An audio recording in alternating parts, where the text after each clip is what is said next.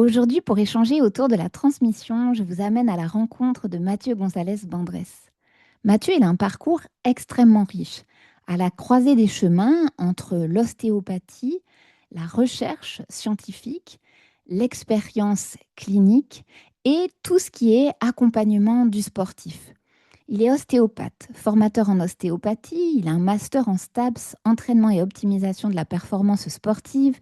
Il est formé en neurosciences de la douleur, à la communication thérapeutique, à l'hypnose médicale, au raisonnement clinique avancé et informé par les données probantes. Et aujourd'hui, on a échangé ensemble.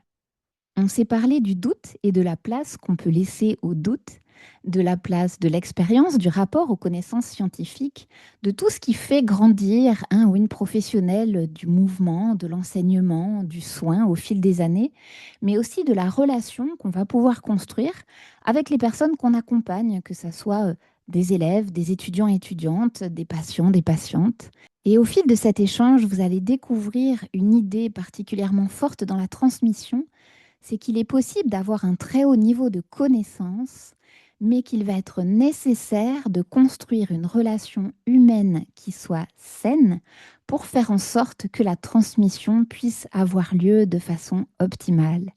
Je vous laisse découvrir mon échange avec Mathieu González Bandrés. Se mettre à l'aise avec le doute. Ouais, C'est une phrase qui vient de toi, que je cite souvent et que tu avais prononcé, je crois, au cours d'un live qu'on avait fait sur Instagram tous les deux et qui avait sans doute réémergé quand tu étais venu pour des journées de séminaire pédagogie en mouvement, où sur toute une journée, tu t'es adressé à des professionnels du mouvement. Donc, je ne sais pas si c'est ton public principal. Je pense que c'est plutôt des gens qui sont du milieu du soin, quoique, tu pourras nous le dire après. Et en fait, c'était pour les aider à construire des recherches qui soient basées sur des sources scientifiques qui soient fiables. Et je me dis, mais on en a tellement besoin en fait quand on est professionnel du mouvement et on nous apprend tellement pas à le faire non plus, quoi. Mais voilà, se mettre à l'aise avec le doute, c'est une phrase qui m'est restée et que je trouve à la fois précieuse dans la recherche, mais même précieuse dans la pédagogie elle-même, parce que je trouve que même dans la transmission, tu sais, il y a une posture de prof qui pourrait faire qu'on a tendance à dire, comment dire, comme si on allait être pris à défaut si on dit je sais pas, ou je sais pas ouais, encore, ou je vais chercher, ou ça, donc ça peut être sur la matière qu'on transmet, mais même sur la transmission elle-même, tu sais, de se dire, là j'arrive pas à t'aider, attends, faut que je cherche. Moi, ça m'arrive de dire à des élèves, aide-moi à t'aider en fait, parce que je comprends pas ce que tu comprends pas. Et je me dis ça, c'est rarement accepté en fait dans la transmission. ouais. Ouais, c'est une bonne remarque. C'est vrai qu'on en avait parlé la dernière fois. Et il y a pas mal de questions dans ta question, finalement. Je crois qu'il y a le fait que déjà, on ne sait pas vraiment à qui on s'adresse et comment les gens sont câblés, on va dire. Donc, comme tu dis, bah, parfois les gens, ils ont une attente particulière, elle est un peu cachée. Et c'est bien d'essayer d'aller la chercher. Et tant qu'on n'a pas vraiment l'attente précise de la personne, ses objectifs, la manière dont elle réfléchit, dont elle va comprendre nos propos, comment elle interprète nos propos, bah en fait on est dans le doute finalement jusqu'au bout, même si on a une bonne intention, qu'elle est organisée, etc. On ne sait pas vraiment finalement quelles sont les attentes des gens quand c'est un public auquel on transmet en tout cas hein, des choses. Et puis même sur le plan des connaissances pures, que ce soit des sciences dures ou des sciences plus molles, on va dire, pour en repartir sur les sciences, on est bourré de biais d'analyse. Donc, euh, donc là, c'était le propos quand on avait construit cette intervention la dernière fois, de se dire bah, comment on fait pour essayer de mener une recherche dans la littérature scientifique pour essayer de minimiser les biais, parce qu'on peut pas toutes complètement les mettre de côté. Et donc, en fait, bah, dealer avec le doute, parce que bah, on n'a pas le choix, quoi, Mm, mm. finalement. Ouais. Je le disais tout à l'heure, mais je vais le redire parce que c'était un peu en aparté entre nous. Quand je préparais notre entrevue, quoi, ton interview et le fait qu'on échange sur la pédagogie, dans ton parcours, tu es quand même, je trouve, à la croisée des chemins entre l'ostéopathie, le milieu sportif, l'accompagnement des sportifs, notamment tout ce qui est course à pied. et tu es aussi formateur. La première question que je vais poser avant qu'on déroule un peu ton parcours et que je pose à tous mes invités là, comme ça, bam, 8h30 de but en blanc, Ouais. c'est quoi pour toi la pédagogie? Euh, je dirais que c'est une bonne question, hein. Je dirais que c'est mettre en place des moyens, euh, trouver des ressources pour que les personnes puissent avancer sur un cheminement de progrès et le plus en accord avec ce qu'ils attendent. Euh, Ce qu'ils attendent en fait, qu'est-ce qu'ils veulent faire émerger d'une situation d'apprentissage, d'une situation, d'un chemin de formation. Enfin, voilà, je résumerai ça comme ça. Ça me marque ce que tu dis parce que ça contient beaucoup les attentes des Mm. personnes qui sont apprenants, apprenantes. Et tu sais, moi, le public auquel je fais, enfin le public que j'accompagne, c'est des professionnels du mouvement. Et souvent, on est très, très centré sur la matière que l'on souhaite transmettre, la Mm. discipline que l'on souhaite transmettre, comment on va le transmettre. Mais on ne sait pas forcément ce que les gens viennent chercher dans nos cours. Ouais, Et ça peut être, excuse-moi, je me souviens d'une fois, quelqu'un qui témoignait, je ne sais plus exactement dans quel coin de France elle est, plutôt en milieu rural. Et en fait, il y a un gars qui lui dit, mais tu sais, quand je viens suivre tes cours, c'est le seul moment de ma semaine où je ne bois pas. ouais. Et je Et me disais, attends de cacher quoi. mais ouais, Ouais. c'est fou, hein? Ouais. Ben ouais, ouais. Mais c'est ce qu'on disait au tout début, c'est qu'on ne sait pas vraiment en fait quelles sont les attentes des gens quand ils viennent se former. Alors, comme tu le disais, je m'adresse à des patients au cabinet, je m'adresse à des étudiants quand je suis à l'école, et je m'adresse à des athlètes quand j'entraîne. Mais en fait, je crois que c'est mon biais pour le coup. J'essaye d'avoir une approche la plus personne-centrée possible, c'est-à-dire euh, qu'est-ce que tu attends en fait de notre rencontre et qu'est-ce qu'on essaye de faire émerger ensemble. Et puis parfois, bah, c'est des objectifs qui sont réalisables et voilà, on peut essayer. Et parfois, en fait, c'est pas réalisable, donc il va falloir discuter. Trouver un. Hier Mm. à la piscine, il y avait une maman qui disait, je trouvais ça cool à son enfant, bah, ça s'appelle couper la poire en deux. Toi, tu as ton avis, moi j'ai mon avis. Et il va falloir qu'on trouve un juste milieu. Et voilà, ça traduit bien le truc. Et puis parfois, bah, en fait, on n'arrive vraiment pas à découvrir, j'ai envie de dire, heureusement, c'est rare, mais ce qu'ils veulent vraiment, quoi. Et parfois, c'est au bout de la deuxième, la troisième, la quatrième, la cinquième rencontre qu'on se dit, ah, en fait, c'était ça qu'ils voulaient. Et je passais à côté, quoi. Mais c'est pas grave, tant qu'on arrive à rectifier, après, c'est OK. Mais ça veut dire que toi, il y a des fois, tu poses texto la question. Rarement quand même, mais disons que j'essaye plus de mener une petite enquête un peu subjective, tu vois, de découvrir en fait ce qu'ils veulent, ce qu'ils souhaitent faire, là où ils ont des difficultés, ils voudraient progresser. Et quelquefois, quand j'arrive pas, effectivement, je leur demande bah, tout simplement qu'est-ce que vous attendez de notre rencontre, quoi. Et puis bah, parfois ça sort tout seul et parfois ça sort pas. Et quand tu dis je mène mon enquête, tu mets quoi en place pour le faire? C'est juste avec la discussion. Ouais. Euh, Tu vois, hier, je t'ai dit, on parle de quoi? C'était assez clair. Et puis, en fait, j'aurais très bien pu, au cours d'une conversation téléphonique, te demander comment tu as l'habitude de mener tes entretiens, ce que tu souhaites faire émerger, pour qui. Voilà, c'est au cours de l'entretien que ça peut se dérouler, quoi. Mm. Enfin, je pense.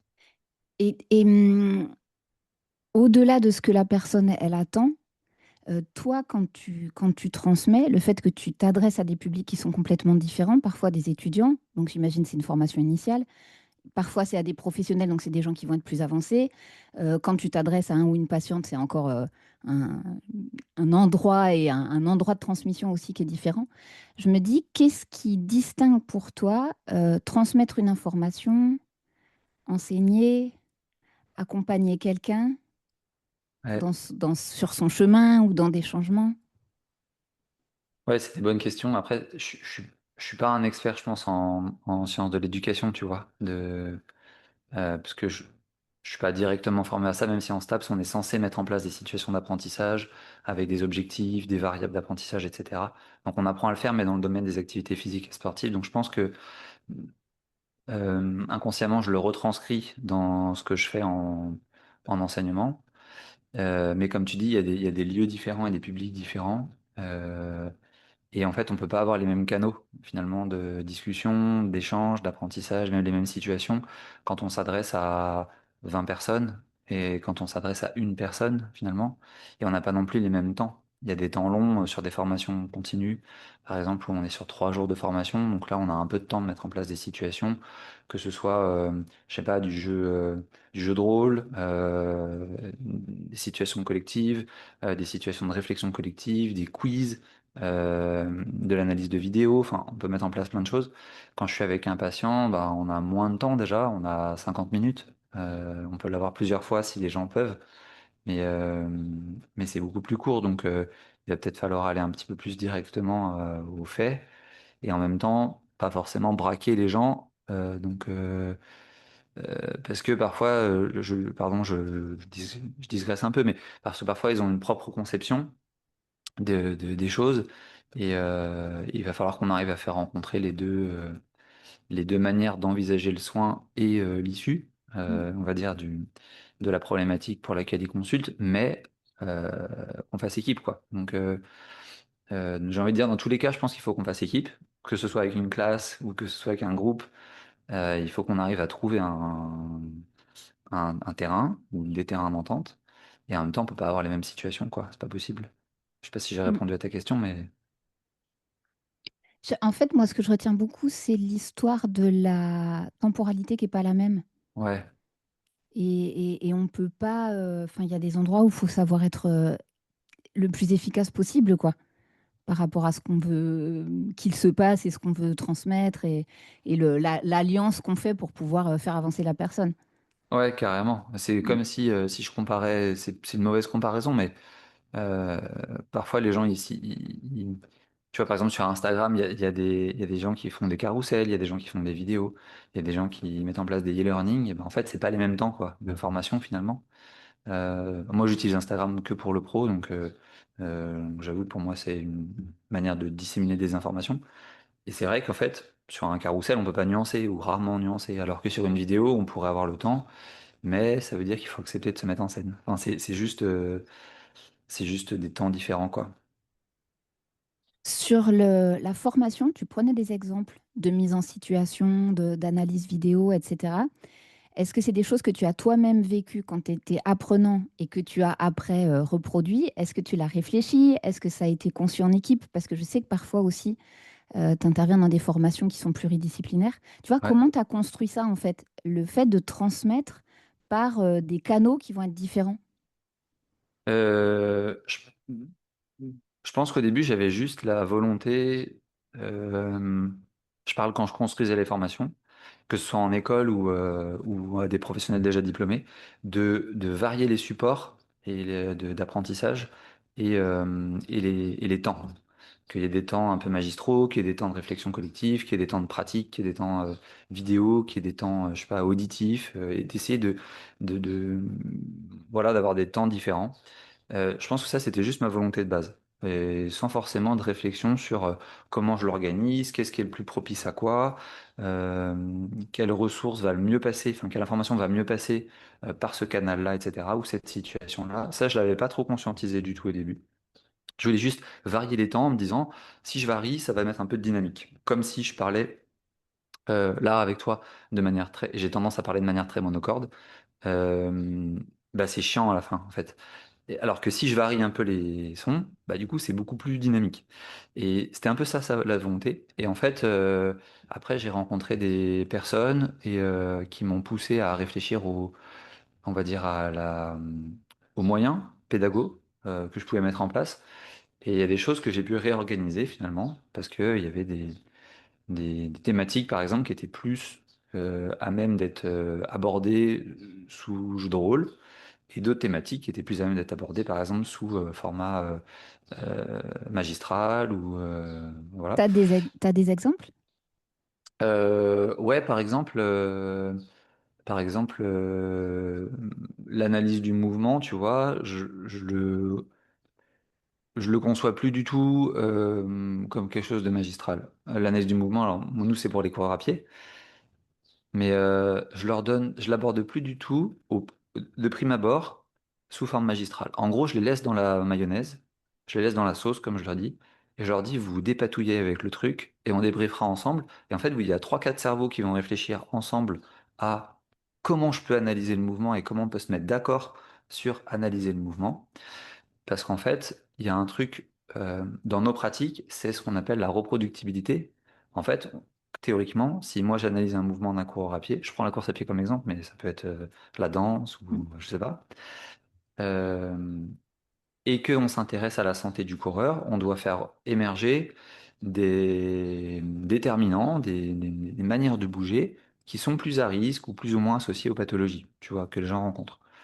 Et théoriquement, on doit analyser les choses de la même manière, en fait. Mm. Parce que, bah, on est censé pouvoir parler à un kinésithérapeute, à un médecin, et donc on doit avoir les mêmes déterminants.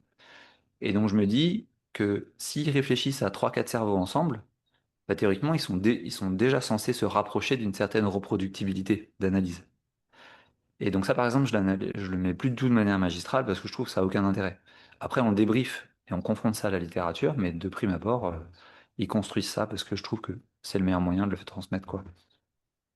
Et ça marche, c'est-à-dire ils arrivent à Hmm. trouver un endroit qui est commun, ou au contraire c'est hyper biaisé, subjectif. Je dis ça, Franchement, ouais. pardon, excuse-moi, je t'ai coupé. Non, je dis ça parce qu'en fait, je trouve que sur les professionnels du mouvement, on n'est pas toujours très bon sur la lecture du Ah mouvement. ouais, Or, si la lecture, elle est erronée, ben, toute l'analyse qui vient après, elle est déconnante. Et alors que ça peut être un peu bateau, quoi, finalement, de la lecture du mouvement, mais on met plein de filtres qui sont esthétiques, parfois artistiques, tu vois, où on confond, je sais pas moi, dans une posture de yoga, au lieu de voir ce qui est, on va dire déjà si ça va ou ça va pas par rapport à la posture telle qu'elle devrait être, etc., ok. sans Ouais. dire qu'est-ce que je suis en train de voir.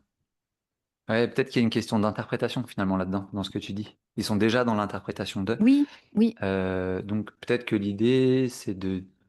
Enfin, déjà, oui, je trouve que ça marche.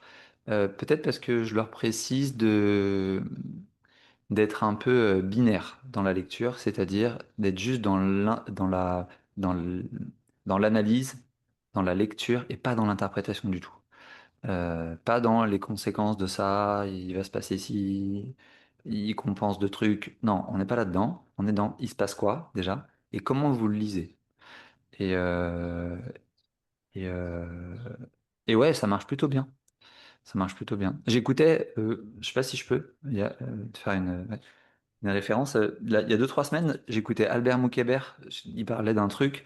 C'était le côté à quel point on peut se mettre d'accord sur une donnée, par exemple, je sais pas, la température moyenne à Paris, ben en fait, il disait, globalement, si tu rassembles 50 humains et que tu leur demandes de se mettre d'accord sur une température moyenne à Paris, ils vont être assez proches de la réalité scientifique. Par contre, si tu les prends un par un et que tu ouais. leur demandes, ben ouais, en fait, ils vont être assez éloignés. Donc du coup, le côté commun, finalement, tend à se mettre d'accord sur un truc qui est souvent assez proche, je trouve. Après, Oui, est-ce que tu connais tout le travail de Mehdi Moussaïd non. Ah ouais, j'adore ce que fait ce gars. Je regardais des vidéos de lui encore hier soir. Il a une chaîne YouTube qui s'appelle Fulloscopy et il est chercheur je crois que c'est en sciences cognitives, quelque chose comme ça. Bref, sur tout ce qui est mouvement de foule, analyse de groupe, etc. Et donc, il fait des choses parfois grandeur nature sur de l'intelligence collective. Est-ce qu'on peut fonctionner sans chef? Comment ça fait si justement il y a une réflexion collective et si on passe par un sondage, etc. C'est passionnant en fait son travail. Ok. Et ça rejoint exactement ce que tu es en train de dire.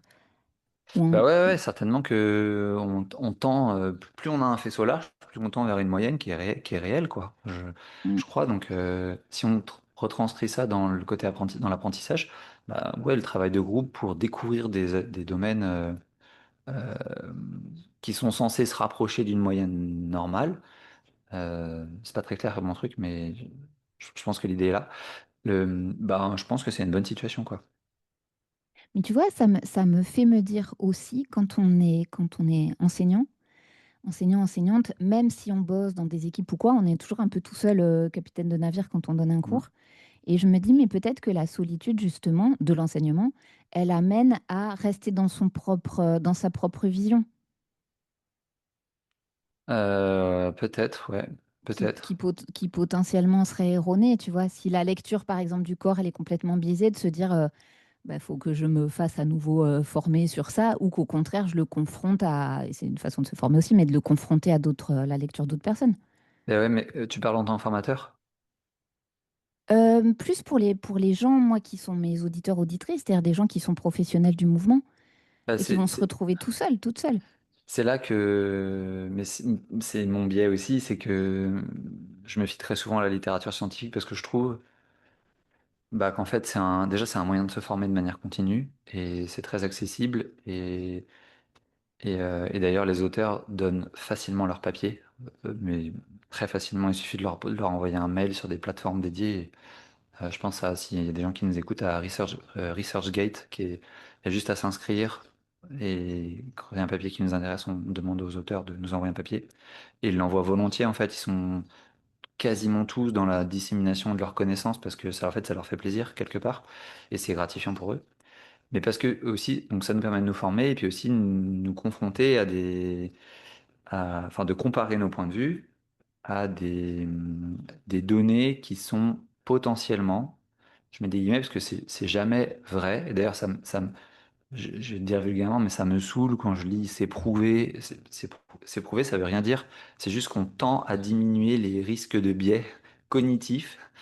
Euh, et donc, en fait, de comparer des données qui sont issues de ces méthodologies-là, je trouve que c'est hyper utile, quoi. Mm. De comment on analyse un mouvement. Tiens, bah, qu'est-ce qui est fait en laboratoire, même si moi je peux pas le faire, en fait, ils analysent quoi? Et comment est-ce que je peux essayer de le retranscrire dans ma pratique? Ok, j'ai pas l'outil, j'ai pas de la capture vidéo, j'ai pas des marqueurs collés sur le corps, mais en fait, ils analysent quoi comme angle, ils analysent quoi comme vitesse, ils analysent quoi comme, tu vois, et d'essayer après de le retranscrire de manière pragmatique dans un cabinet ou dans une salle de sport ou dans un studio, bah, je pense que c'est utile, quoi. T'en parles souvent des biais en formation. Ouais, parce que dans mon domaine, donc Ça te fait marrer. oui, parce que en fait, dans la prise en charge des problématiques du coureur à pied, c'est mon domaine du coup de formation principal pour les professionnels déjà diplômés, donc que ce soit des kinés, des podologues, des médecins, des ostéopathes. Ben en fait, il y a des grandes chapelles qui forment. Et du coup, ben, toutes les chapelles ont un point de vue, on va dire, ou une interprétation Non. des faits. Pas du tout, quoi. Et du coup, et ben, souvent, il y a des gens qui viennent qui ont déjà été formés. Donc, ils ont déjà une opinion, comme tu disais, il y a un Mm. filtre. Mm. Et donc, on est obligé de parler un petit peu de biais parce que moi aussi, j'en ai. Je leur dis, bah, voilà, on va discuter de choses, mais n'hésitez pas à aller me confronter, en fait, dans ce que vous allez pouvoir lire. Et me remettre en question parce que bah moi je suis pas exonéré de biais quoi. Tous. Mm. Mm. Comment tu fais justement euh, des gens qui peuvent arriver, bah, des biens on en a tous, mais des gens qui auraient un a priori ou qui auraient, j'en sais rien moi, une formation initiale qui date un peu, qui serait à réactualiser, tu vois, où il y a vraiment peut-être même parfois des résistances par rapport à ce qui se dit dans la recherche médicale scientifique actuelle. Ouais, Comment tu accompagnes ça? Parce que je me dis, ça doit être un peu touchy quand même, y compris chez des gens qui ont de la bouteille parfois. ouais, t'as raison, c'est hyper touchy. Parce que parfois, parce que parfois, en fait, même ça peut aller jusqu'à leur identité de praticien. Tu vois, ils se voient comme ça, les patients les voient comme ça, ils voient leur pratique comme ci, comme ça. Et en fait, c'est leur identité. Donc, de remettre tout en question, c'est difficile, mais d'essayer de. Je compare ça souvent au film Inception, tu vois. Tu plantes quelques graines, deux, trois questions qui vont faire émerger un chemin de raisonnement, quoi. Et puis peut-être ça aboutira derrière à une remise en question. Et parfois, ça aboutira pas à une remise en question tout de suite, mais peut-être sur un temps long, dans 5 ans. Eh ben, ils vont te reparler et puis ils vont te dire, tiens, en fait, ce que tu m'avais dit, ça m'a fait réfléchir et voilà. Euh, c'est- ouais, à titre perso, j'essaye de ne pas m'incarner en policier des croyances, tu vois. Je déteste ça. non, ça c'est pas juste ce que tu penses. En fait, c'est leur manière de penser. Elle a été construite par un chemin XY. Nous, on a la nôtre. Et voilà, je trouve que c'est juste, enfin, c'est respectable. Et puis, on peut quand même se questionner, quoi. T'as jamais eu dans des formations, tu sais, la personne qui est vraiment, je vais pas dire contre toi, tu sais, pas contre tout à côté, hein, contre face à face, quoi. Tu dis, mais non, en fait, ça, non. Tu sais, qui met une résistance très Ouais, forte. si, forcément. Et comment tu te sors de là? Parce que j'adore quand tu dis, peut-être dans 5 ans, la personne, elle aura bougé. Ouais, mais pendant les 3 4 5 jours, 3 semaines de formation, en Ouais. attendant, elle est en train de te dire que non. Bah ouais, ouais. Et puis en plus, là, je dis ça comme si c'était facile, et c'est pas facile, de disséminer tu vois, d'envoyer des questions, et puis derrière, ça émerge tout seul. Euh, et puis en même temps, parfois, on doit incarner une sorte de stabilité, quoi. Les gens viennent chercher une manière de réfléchir, des connaissances, tu vois. Et donc, t'es censé, je pense, euh, les questionner sur comment ils ont fait pour construire ce cheminement-là et comment ils en sont à penser ça, pour comprendre un peu leur manière de penser, pour pouvoir envoyer des trois questions qui sont bien ficelées. Et en même temps, il faut aussi affirmer des choses parfois parce que la réalité, elle est plus peut-être parfois comme il y a 10 15 ans. Et donc on doit, je pense, être à la fois un socle et en même temps savoir respecter. Donc de temps en temps, je leur demande pourquoi ils pensent ça, pour pouvoir aller dans le sens de ta question. Qu'est-ce qu'ils pensent de ces connaissances-là aujourd'hui, à la lumière de ce que je viens de présenter, par exemple? Et pourquoi ça peut être différent, quoi, d'après eux? Pourquoi c'est différent? Et s'ils me disent, en gros, parce que c'est comme ça ou parce que je l'ai observé, je leur rappelle que moi aussi j'observe des choses et c'est pas forcément une réalité, le fait que j'observe des choses, et que justement, il y a des manières de filtrer nos biais de raisonnement, et que voilà, ces données-là, je les présente, j'essaye de manière la plus objective possible, et, euh, et qu'après on peut en discuter s'ils ont envie. Donc parfois, il faut arrondir un peu, puis parfois il faut aussi essayer d'affirmer qu'il y a des faits. Et je me place pas par contre moi, c'est-à-dire il y a des faits qui sont indépendants de moi, et après on les interprète différemment, mais a priori on n'a juste pas la même lecture, quoi. Et C'est voilà. c'est hyper intéressant ce que tu dis dans le positionnement en fait pédagogique que ça donne. Ok, C'est-à-dire, c'est pas toi qui arrives avec une vérité absolue. Parfois, tu sais, ça m'arrive de dire, mais en fait, il y a des lois physiques qui régissent le monde. Tu peux être d'accord ou pas d'accord avec, d'accord ou pas d'accord avec moi, mais elles sont là, en fait. c'est Parce que, ça. ouais. C'est exactement Et, et, ça. et je me dis justement, il n'y a pas le côté moi je sais, toi tu sais pas, qui peut arriver hein, dans des milieux de formation hein, qui est raide, quoi.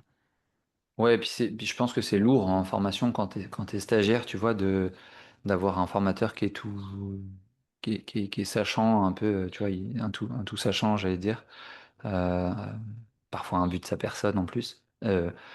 Bon, au bout, ça va 1 heure, 2 heures, ça fait le spectacle et tout, mais sur 2 3 jours, je pense que ça peut être un peu raide, quoi, comme tu dis. Et puis, Et c- pardon, vas-y. et puis en plus, les tout sachants, la plupart, moi compris, enfin j'espère pas être tout sachant, mais en fait, on produit quasiment aucune connaissance, tu vois.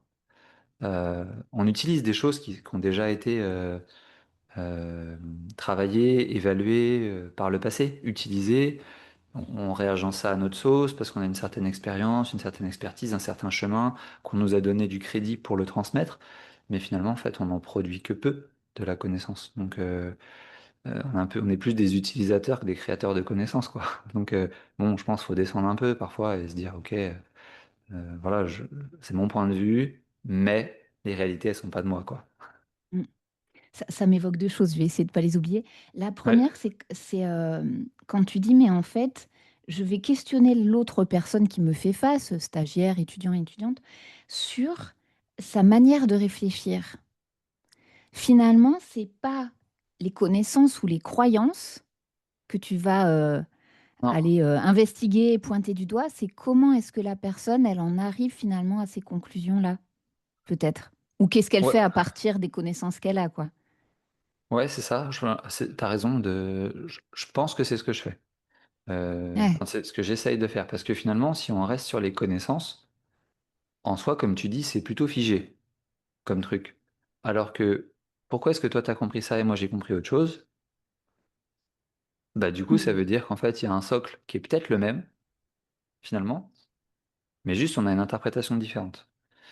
Et ça, en fait, ça peut être modifiable, finalement. Alors que si on reste sur la connaissance brute, bah, on- bon, c'est difficile de de Ouais. trouver un terrain d'entente. Donc le cheminement, je trouve qu'il est plus intéressant. Et je pense que c'est plus un truc modifiable. Encore une fois, je suis pas expert en sciences cognitives, donc je j'ai pas de certitude là-dessus.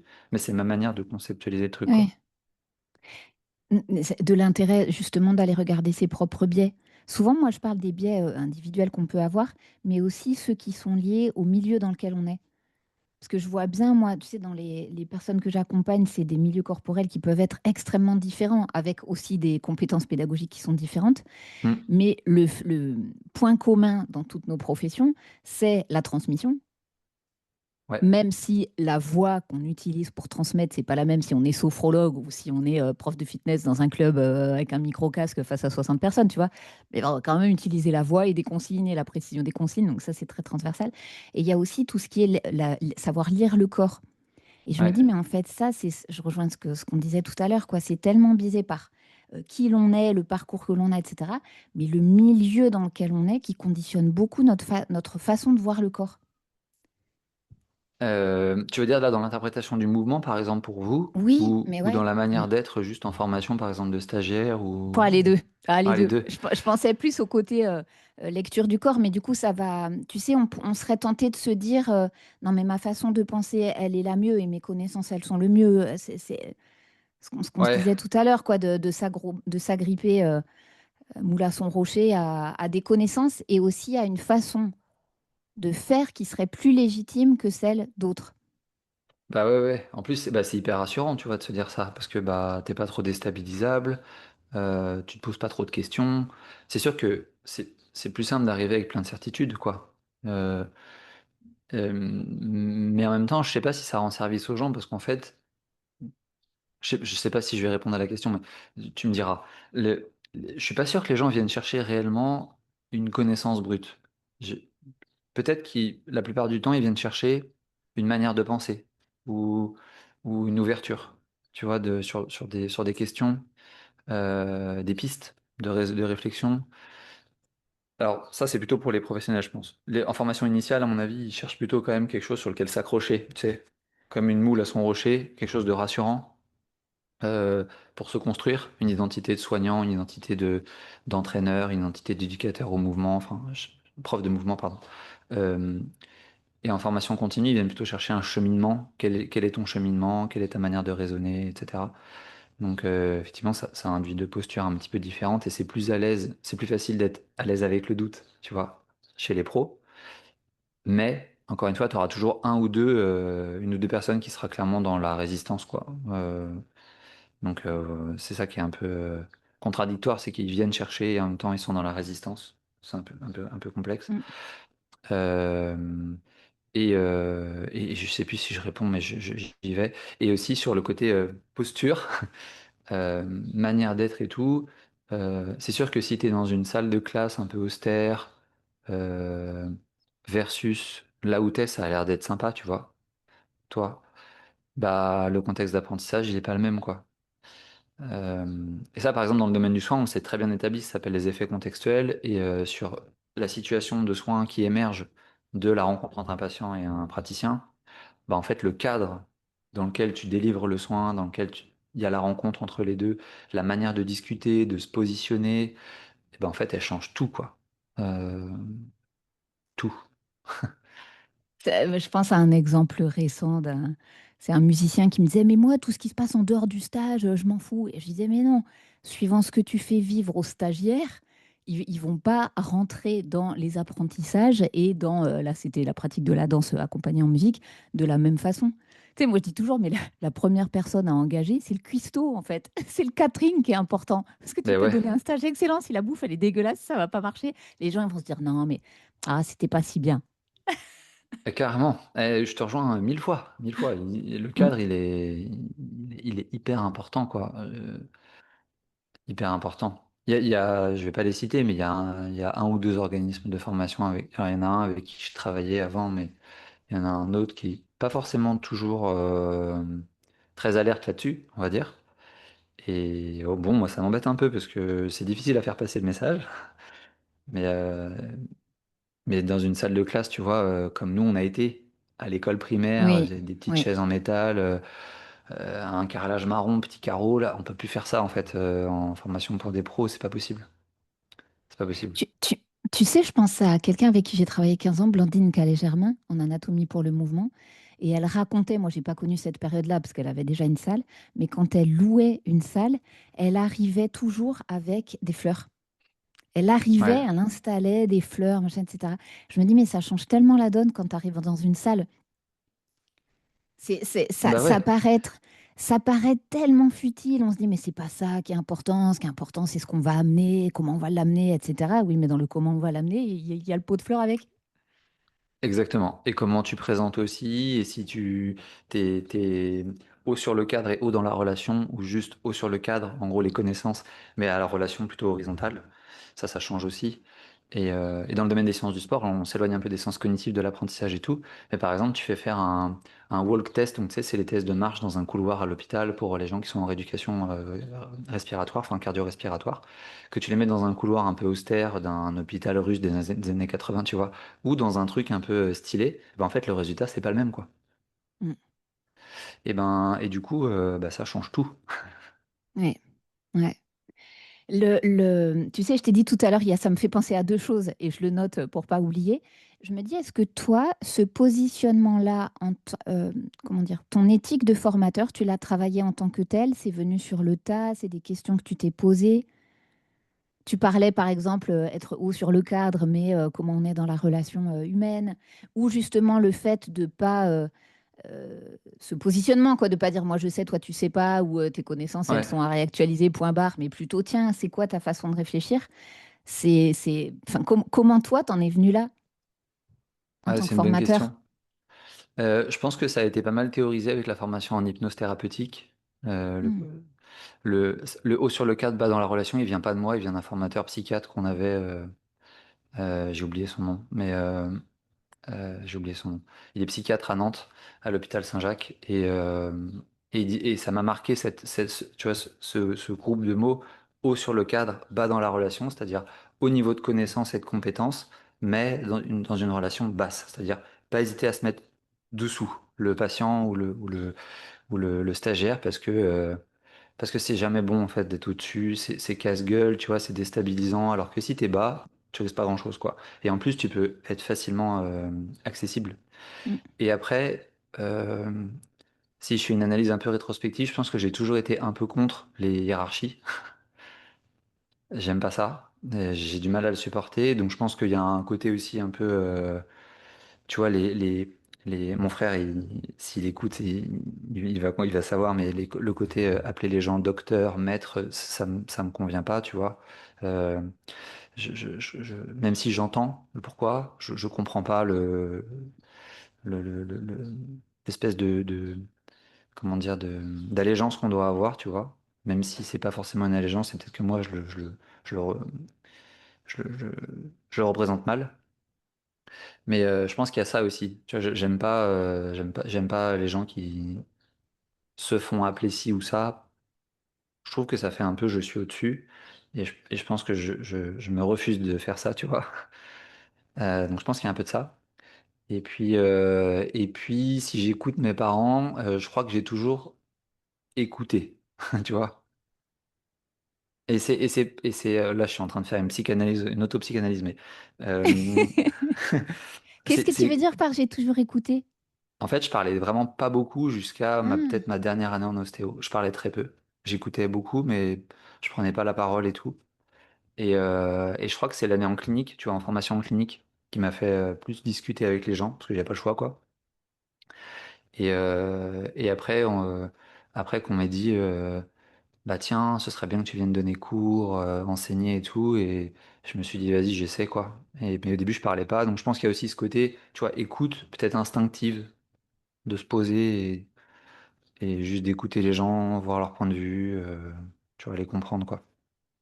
T'en as rencontré des formateurs comme ce que tu disais sur le côté, enfin l'inverse, c'est pas forcément haut sur le cadre, mais haut dans la relation Ouais,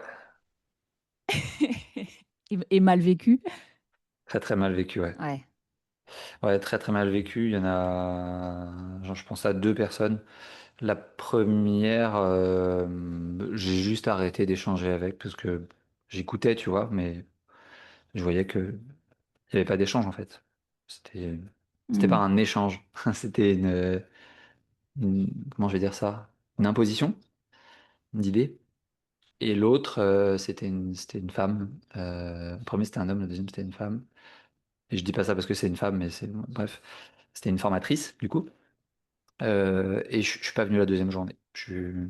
Ah ouais, Ouais, ça, voilà, ça c'est fait. moi, ça me parlait pas. Je me dis bon, autant que j'aille Non. courir. Ouais. Et est-ce que tu as eu à l'inverse, moi j'appelle ça des monsieur Romain. Qui est monsieur Romain? Mon prof d'histoire géo en troisième et quatrième, qui nous vous voyait avec son accent. C'était le seul à avoir mis une classe en U, tu sais, et pas être en randonnion les uns derrière les autres. Donc il nous vous voyait, hein, 13-14 ans, il nous demandait d'élaborer notre avis, il nous appelait par notre nom de famille. Et je me dis, mais en fait, ce gars-là, je le regardais en mode in love, et je me dis, mais il participait à faire de nous des individus, des Ouais, personnes capables de réflexion, tu vois, d'asseoir un avis qui va être étayé sur des arguments, etc. Et je me dis d'avoir de l'esprit critique. Et je pense que du haut de mes 13-14 ans, quelque part, je ne m'y leurrais pas. Je ne savais pas encore nommer tout ça. Et tu ouais. vois, je me dis, est-ce que tu as eu, toi, des gens comme ça qui, justement, ont teinté le formateur que tu es à l'heure actuelle? Ah, c'est une bonne question. Euh,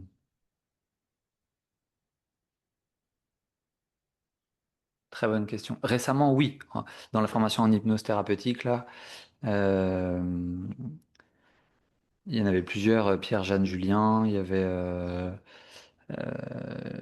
j'ai oublié là un autre le nom, un autre formateur principal. Enfin, cette formation-là, clairement, elle a confirmé mes biais, donc c'est pas bon, mais bon, elle a élucidé plein de trucs. Et sinon, après, j'avoue que je sais pas trop. Je pense que c'est plutôt une méthode de réflexion, tu vois. Je pense que l'université m'a fait du bien. Et aussi de partir après dans une formation qui, je le dis là, mais la formation en ostéo, à l'époque, je peux dire à l'époque maintenant, il y C'est quoi, c'est a... 2013? J'ai fini en 2013, ouais. Donc j'ai commencé en 2008. C'était assez empirique. Et moi, ça me rendait dingue. Euh, je comprenais rien, tu vois. C'est comme si c'est comme ça, basé sur, crois-moi mon frère. Je- J'adore. J'étais là, bah, ok, ok. Et j'avoue, franchement, jusqu'à la quatrième année, j'étais paumé, mais complet. Et après, je pense, ouais, il y a un gars qui s'appelle Laurent Fabre qui a remis un peu de droiture là-dedans. Droiture dans le sens où moi, ça m'a réorganisé mes idées. Pas droiture dans le sens vérité, tu vois, mais Hmm. ah, oh, ça y est, je peux entrevoir le truc différemment et ça me parle. Sinon, franchement, je suis pas sûr que je serais ostéo, quoi. Ah ouais. Bah, tu sais, Hmm. une année, ok, t'as des sciences un peu dures, donc tu fais de l'anatomie, de la physiologie, etc. Bon, voilà, comme tu dis, c'est des réalités qui régissent le monde, t'as pas trop à discuter. Deuxième année, troisième année, c'est très empirique. En soi, pourquoi pas. Quatrième année, c'est toujours le cas, puis on commence à rencontrer des patients et c'est toujours un peu empirique. Ouais, les gars, mais maintenant, je commence à m'occuper de gens, moi. Hmm. Et ça me convient pas trop que ce soit hyper empirique et que je sache pas vraiment ce que je fais. Et vous me dites ça comme si c'était une vérité absolue, mais moi, j'ai pas l'impression que ce soit la vérité. Et on n'arrive pas à en discuter, quoi. Et, et donc, peut-être Laurent, ouais, a remis un peu de trucs là-dedans. Donc, Monsieur Romain, peut-être Laurent Fabre. Ah. Et la formation en hypnose et l'université mélangée, tu vois, je pense. Et pourquoi l'université? Tu dis que ça t'a beaucoup appris, mais en quoi? La méthode, tu vois, le Hmm. côté, t'observes quelque chose, t'émets des hypothèses, t'essayes de te faire mentir, t'y arrives pas, l'hypothèse, elle doit plutôt être pas mauvaise. Hmm. Hmm. Et ça, je trouve ça cool comme un raisonnement. Je trouve que c'est assez sain, tu vois, même si on n'arrive jamais vraiment à le faire, mais je trouve que c'est assez sain. Et comment tu jongles toi maintenant en tant que formateur, Ouais, en, formateur en général, j'allais dire en ostéopathie, mais entre justement tout ce qui est de l'ordre de tout ce qui est de l'ordre de clinique, empirique et tout ce qui est de l'ordre de la recherche.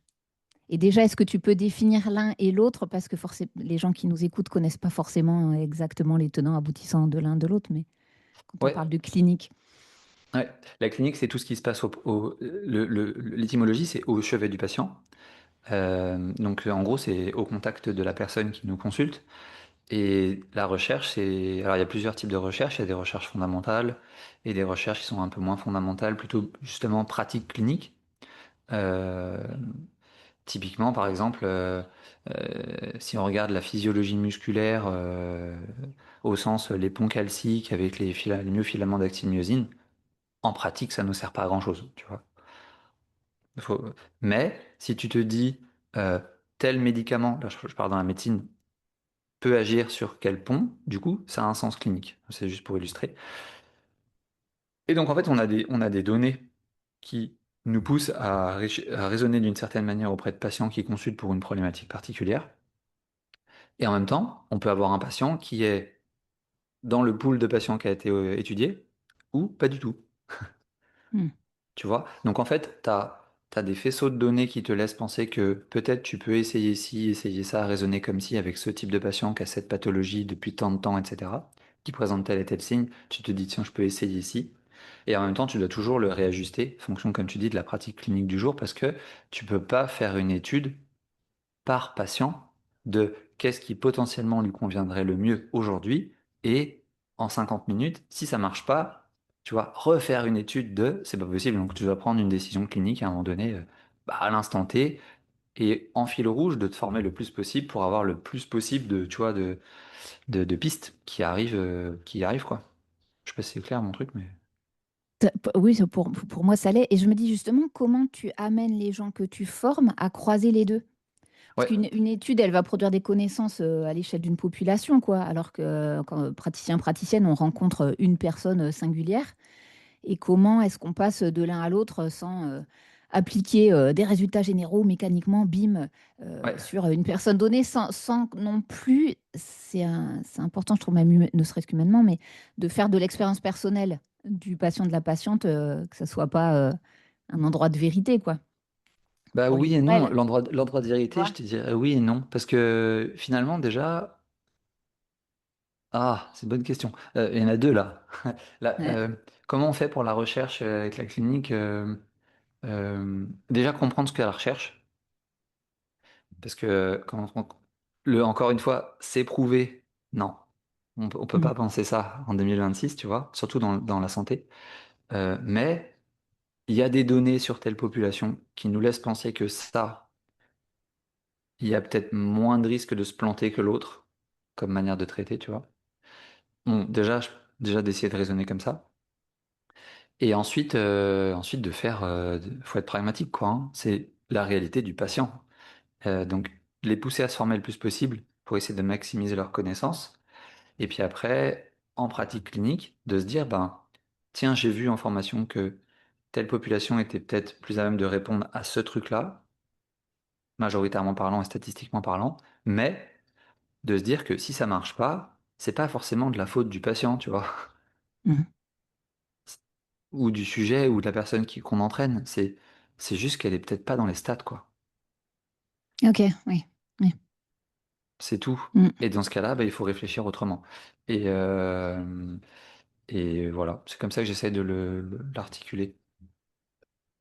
Et tes stagiaires, tes étudiants, étudiantes, ils sont réceptifs à ça?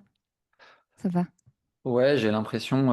Alors les ostéos, moins que les kinés, les podologues, et parce que je vais dire, je dis pas ça parce que comme si c'était linéaire, mais je pense qu'on n'a pas une formation qui est. C'est mieux, hein, c'est de mieux en mieux, mais qui de base met des dimensions comme ça, des nuances, tu vois, et nous aide à réfléchir. Je l'ai expliqué juste avant. Euh, Crois-moi, mon frère. Crois-moi, mon frère, crois-moi, mon frère. C'est c'est ça. Euh, mais ça vient, quoi. Hmm, hmm. Ça vient, tranquillement. J'ai envie de boucler la boucle avec Vas-y. une dernière question, mais qui va reprendre ce qu'on avait élaboré ensemble, toi et moi, sur ce fameux live sur Instagram. Ouais, C'est la relation pédagogique versus la relation thérapeutique, parce que je trouve qu'il y a plein de points communs et aussi une vigilance à avoir, euh, à se préserver d'endroits qui sont vraiment différents. ouais. Tu vois quoi comme point commun, toi, par exemple?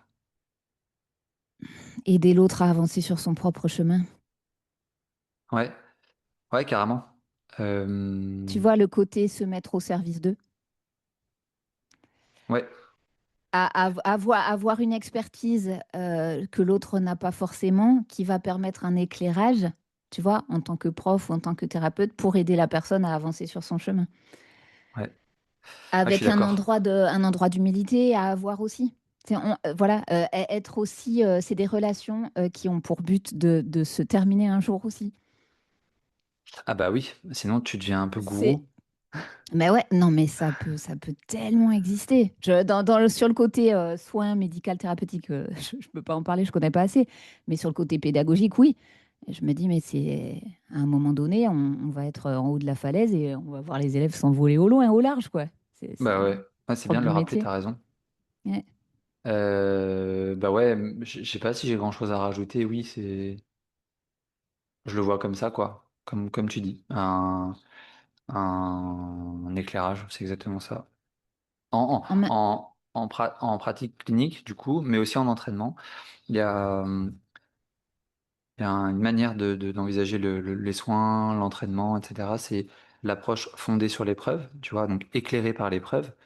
Et je dirais que le soin, c'est à peu près pareil, quoi. Ou l'enseignement, c'est à peu près pareil. C'est une transmission bah, éclairée par des données, une expertise, un regard, et puis, mais c'est un éclairage.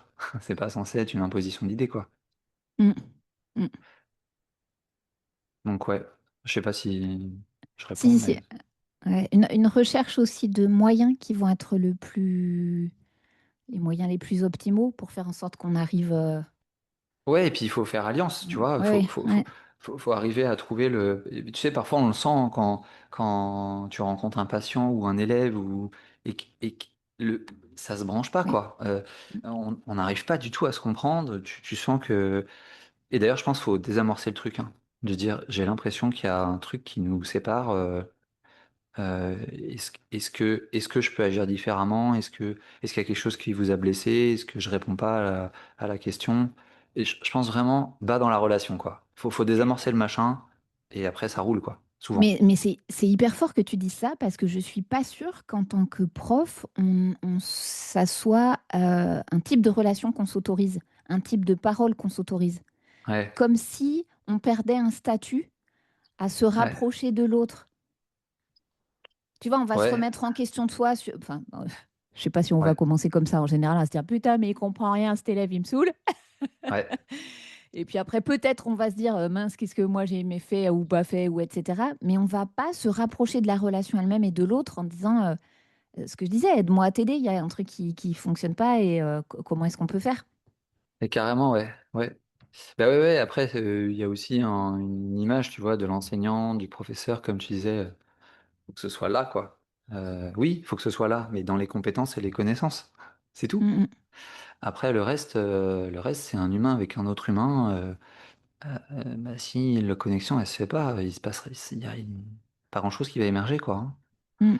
Donc, ouais, je pense qu'il faut bien désamorcer le truc. Tu vois, la dernière fois, c'était Et être à l'aise avec le doute. Là, ça va être bas dans la relation qui va rester, quoi.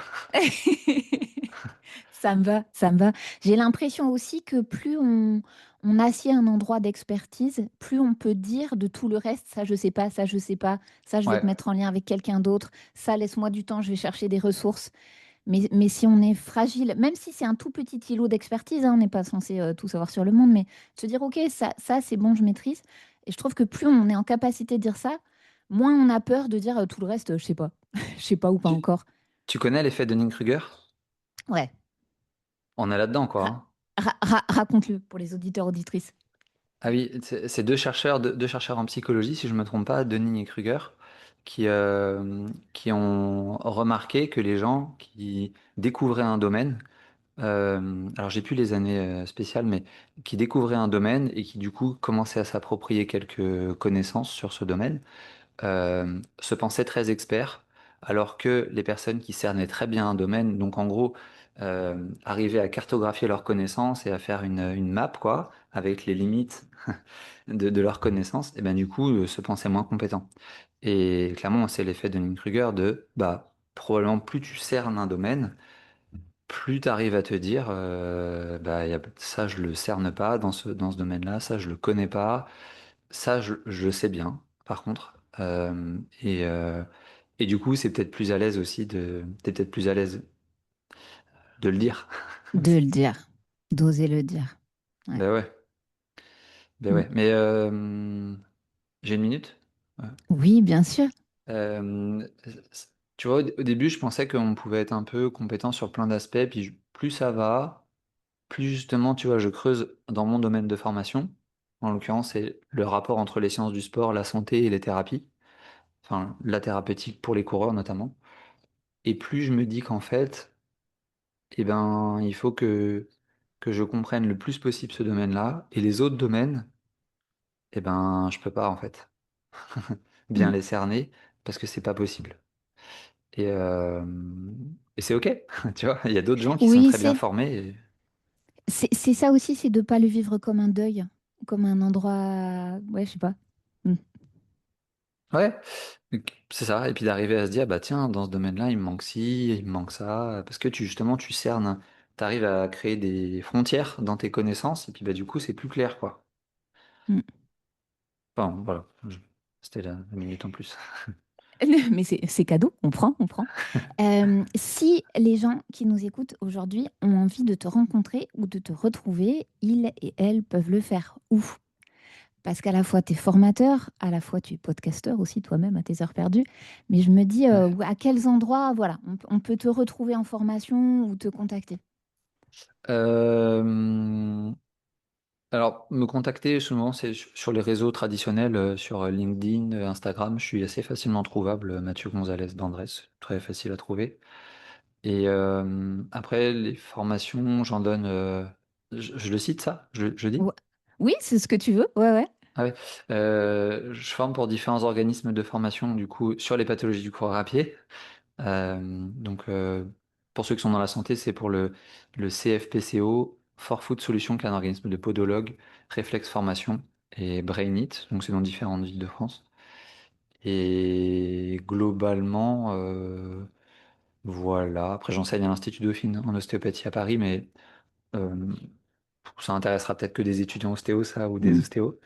Mais globalement, voilà, je pense que ça peut être ça. Et après, podcast, oui, c'est vrai qu'on en anime plus trop, mais il y en avait un, j'ai perdu un peu de temps là-dessus. Et il y avait un podcast qui s'appelait Au bord du terrain, qui s'appelle toujours Au bord du terrain, qui est un peu en sommeil là depuis quelques mois. Mais, euh, mais voilà, il y a toujours ça. Yes. Merci beaucoup, Mathieu. Qu'est-ce que toi tu retiens de cet échange-là?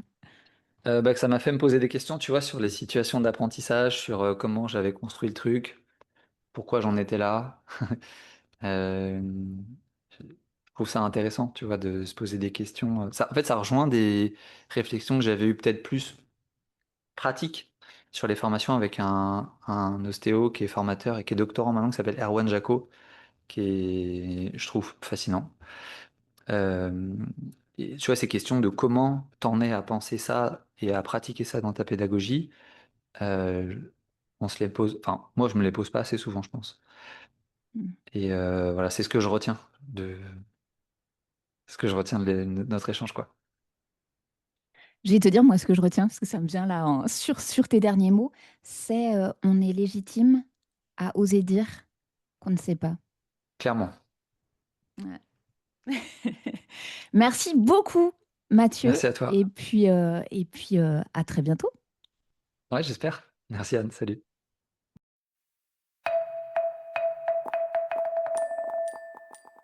Tu viens d'écouter Pédagogie en mouvement, le podcast. Pédagogie en mouvement, c'est aussi et surtout un organisme de formation pour t'accompagner dans ta connaissance du corps et dans ta transmission. Tu peux retrouver l'ensemble de mes formations sur mon site www.annedebreuilly.fr. Merci beaucoup pour ta présence et à très vite pour un nouvel épisode ensemble.